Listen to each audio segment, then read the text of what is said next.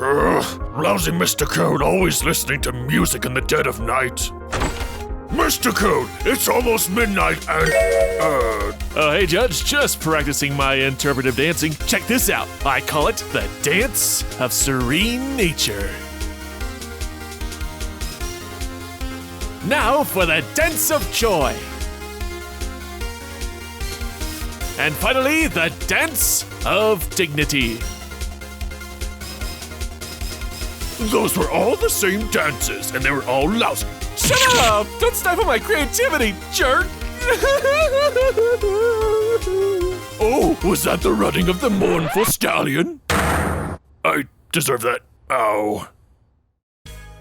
Today we take a look at issue number 84 of the main IDW series starring our favorite timid changeling, Ocellus. The cover is good, doing well in conveying the anxiety we'll see her experience in this story, seeing the poor girl surrounded by various magical and menacing figures looking down upon her with judgment or evil glee. Combined with a murky background, her changeling flames at the bottom, giving it a pretty good gloomy atmosphere. So it's midterms at the School of Friendship, and the students are tasked with creating a formal presentation based around what they've learned about friendship. Thus, we come to Ocellus, who, amongst the young six, probably has had the least exposure in the show. Sure, she's helped out her friends in the group's numerous adventures, yet she hasn't received her own adventure in the show. Not only is she characterized so well, but the story itself is fun, engaging, and gets rather emotional at times. So we see Ocellus has decided to do an interpretive dance based on equestrian history and the key ponies that shape the nation. And admittedly, it is quite a sight, especially this image of Rockhoof dancing, which is both amazing and hilarious. But the daunting task becomes overwhelming, stressing herself, rushing to and from class, Out of my way, jerk-ass! to finally succumbing to sleep deprivation, snoozing through class. While it is actually hard to watch the changeling fall apart, I do admire her dedication. We discover Ocellus is so adamant in perfecting her act because she wants to use this presentation as a platform to show that a changeling's power can be used for good. True, she, among other creatures, have been accepted at the School of Friendship, but as we've seen from Chancellor Naysay, there are those out there that still see changelings as monsters despite their reformation. Amongst all the other creatures attending school, Ocellus probably carries the most baggage of her race's past. So seeing the kind and timid changeling struggle and become cold and accusatory to her friends not understanding her plight totally feels organic to the situation. The scenes of her failing constantly is actually heartbreaking, and this is one of the best parts of the comic actually. As the scene plays out, we see her going from struggling determination to absolute defeat.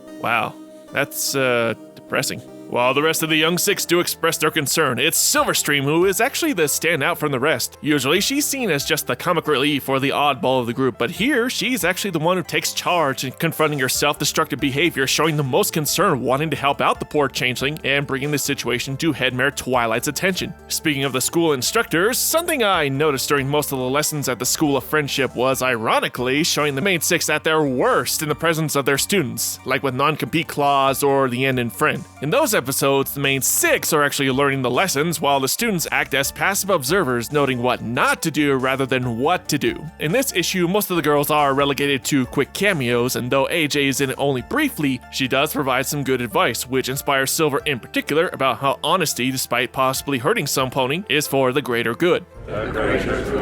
Thus, leading back to our intervention led by the Hippogriff, and the dialogue between Ocellus and Twilight is probably the highlight of the story. Something else we really haven't seen a lot in the show is the one-on-one student-mentor relationship, and I think it's executed rather well here. Twilight, of course, knows all about anxiety, and while she continues to struggle with it at times, our Princess of Friendship is working to reduce her twilighting and is able to guide the changeling with sage advice and suggests a more meaningful presentation based around Ocellus' stories of friendship rather than the entire history of Equestria. So in the end, the students give their presentations, and Ocellus' interpretive dance number is a success. And just like Rockhoof, that image of Thorax twirling with those seductive eyes and eyelashes is hilarious. And speaking of the art, we have Breckle and Quisisto. Not really much to say, honestly. As per usual with this art team, the characters and backgrounds have lots of detail, facial expressions greatly convey a wide range of emotions from humorous to serious. The only minor problem I have is sometimes the mouths are a little odd or angular. Also, I gotta bring back the counter.